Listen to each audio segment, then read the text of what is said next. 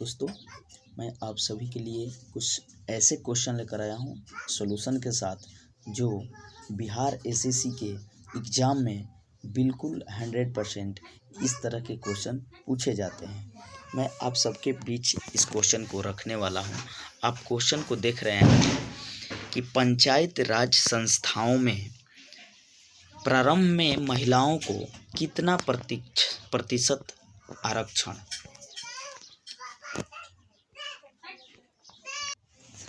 प्रारंभ में बोला है, क्या बोला? प्रारंभ में महिलाओं को कितना प्रतिशत आरक्षण प्रदान किया गया। अभी कुछ और प्रतिशत है, लेकिन शुरुआती दौर पे देखा जाए तो महिलाओं को पंचायती राज संस्थाओं में हर पंचायत स्तर पर कितना प्रतिशत आरक्षण दिया गया। आप ऑप्शन में देख रहे होंगे 30% है, 33% है, 40% और 50% है। तो कोई एक ही आंसर होगा, बट अभी कुछ और है, शुरू में कुछ और था। ध्यान दीजिएगा, करेक्ट। तो इस क्वेश्चन का आंसर 33% करेक्ट होगा। सॉल्यूशन चलते हैं। 1992 के 73वें संशोधन अधिनियम से पूरे देश में पंचायत राज में महिलाओं के लिए 33% आरक्षण दिया गया। सही। अनुच्छेद 243 के डी के तहत अनुसूचित जाति और अनुसूचित जनजाति के लिए सीटों का आरक्षण किया जाता है, और 1/3 यानी 33% सीट जो होती है महिलाओं के लिए आरक्षित की गई है। करेक्ट। अब चलते हैं कुछ अभी प्रेजेंट में क्या है। अभी देख रहे हो कि बाद में बिहार, मध्य प्रदेश, उत्तराखंड, हिमाचल प्रदेश जैसे कुछ राज्यों में महिलाओं के लिए आरक्षित सीटों को बढ़ाकर 50% कर दिया गया है। कितना प्रतिशत? 50%। करेक्ट। अगला क्वेश्चन है कि निम्नलिखित में से कौन सी जानकारी अशोक के अभिलेखों में मिलती है। अशोक के जो अभिलेख हैं, बहुत सारे अभिलेख अशोक के, तो उसमें कौन सी जानकारी सबसे मिलती है। तो ये ऑप्शन से पकड़ बनाना है कि ऑप्शन में जो दी गई है, बस चारों ऑप्शन में कितने ऑप्शन जो है इस अभिलेख में शामिल है। जैसे जीवन गाथा, आंतरिक नीति, विदेश नीति, और ये 3 गो चीज़ है सभी, और 4 ऑप्शन है कि सभी विकल्प सही है।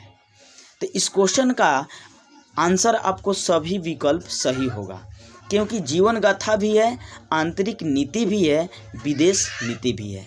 कैसे देखते हैं।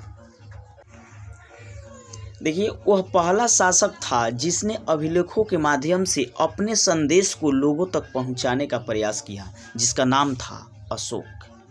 क्या नाम था उसका? अशोक नाम था। अशोक के अभिलेखों में मिली जानकारी में जीवन गाथा, आंतरिक नीति, विदेश नीति, उसकी धार्मिक और नैतिक संभावनाएं, बौद्ध धर्म और उसके पशु और सामाजिक कल्याण कार्यक्रम शामिल है। राइट। देखिए, अशोक के अभिलेख भारत, नेपाल, पाकिस्तान सभी क्षेत्रों में फैले हुए हैं। ये बौद्ध धर्म के प्रथम मूर्त प्रमाण मिलते हैं अशोक के अभिलेख में। कुल अभिलेखों की संख्या का बात करें तो 33 अभिलेख है, मुख्य रूप से बहुत सारे वर्गीकृत में वर्णित है। नेक्स्ट क्वेश्चन के पास हम चलेंगे। अगला क्वेश्चन आप देख रहे हैं कि निम्नलिखित में से कौन सा भारत का सबसे दक्षिणी छोर है। दक्षिणी छोर, भारत के दक्षिणी छोर का क्या नाम है और उत्तरी छोर का क्या नाम है। यहाँ 2 क्वेश्चन, एक क्वेश्चन एक्स्ट्रा बन रहा है। जब दक्षिणी कह दिया तो जाहिर सी बात है कि उत्तरी भी होगा। तो इस क्वेश्चन का आंसर क्या होगा? इंदिरा पॉइंट। दक्षिणी छोर को क्या कहते हैं? इंदिरा पॉइंट। याद रखिएगा, दक्षिणी छोर जो है इंदिरा पॉइंट है, और उत्तरी छोर आपको इंदिरा कॉल के नाम से जाना जाता है। कॉल के नाम से जाना जाता है उत्तरी छोर। राइट। भारत का सबसे दक्षिणी छोर इंदिरा पॉइंट अंडमान और निकोबार द्वीप में स्थित है। इस जगह का नाम इंदिरा पॉइंट भारतीय प्रधानमंत्री इंदिरा गांधी के नाम पर रखा गया है। इस बिंदु को पहले पिग्मेलियन पॉइंट, याद रखिएगा, VVI क्वेश्चन है। इस बिंदु को यानी इंदिरा पॉइंट को सबसे पहले किस नाम से जानते थे? तो पिग्मेलियन पॉइंट के नाम से और पार्सन्स पॉइंट के नाम से जाना जाता था। भारत की 2001 की जनगणना के अनुसार इंदिरा पॉइंट में केवल 4 घर बचे। और भारत का सबसे उत्तरी छोर जम्मू कश्मीर राज्य में स्थित है, यानी उत्तरी पॉइंट, जिसका नाम क्या है, इंदिरा कोल। करेक्ट, इंदिरा कोल।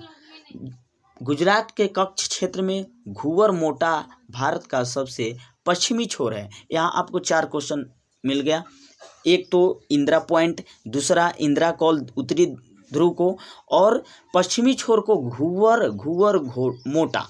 भारत का सबसे पश्चिमी छोर क्या है, कच्छ क्षेत्र में स्थित है, घुवर घोटा। और भारत का सबसे पूर्वी छोर क्या है, अरुणाचल प्रदेश के जिले में, आजा जिले में किबिथु का छोटा शहर है। लोहित नदी किबिथु से भारत में प्रवेश करती है। अरुणाचल प्रदेश के आजा जिले में किबिथु का छोटा शहर क्या है, दक्षिणी पूर्वी छोर किबिथु का छोटा शहर, याद रखिएगा, किबिथु का छोटा शहर है। लोहित नदी वहाँ है, किबिथु से भारत में प्रवेश करती है। किबिथु से कौन सी नदी प्रवेश करती है, तो लोहित नदी प्रवेश करती है। नेक्स्ट क्वेश्चन को आप देख रहे होंगे कि जनगणना 2011 के अनुसार बिहार राज्य की कुल साक्षरता दर कितनी है। साक्षरता दर 2011, जो 2011 में जनगणना हो गई, उसमें साक्षरता दर का मतलब होता है कितने प्रतिशत लोग जो है बिहार में शिक्षित हैं। सही, तो इस क्वेश्चन का आंसर आपका हो जाएगा 61.80%। करेक्ट, क्या होगा, 61.80% अभी बिहार में साक्षरता दर है। देखिए, भारत की जनगणना 2011 के अनुसार बिहार में साक्षरता दर 61.80% है। बिहार में पुरुष साक्षरता दर, मतलब ये हुआ कि बिहार में जो पुरुष की जनसंख्या है उसके अनुसार कितने पुरुष जो है, कितने प्रतिशत पुरुष साक्षर हैं, तो 71.20%।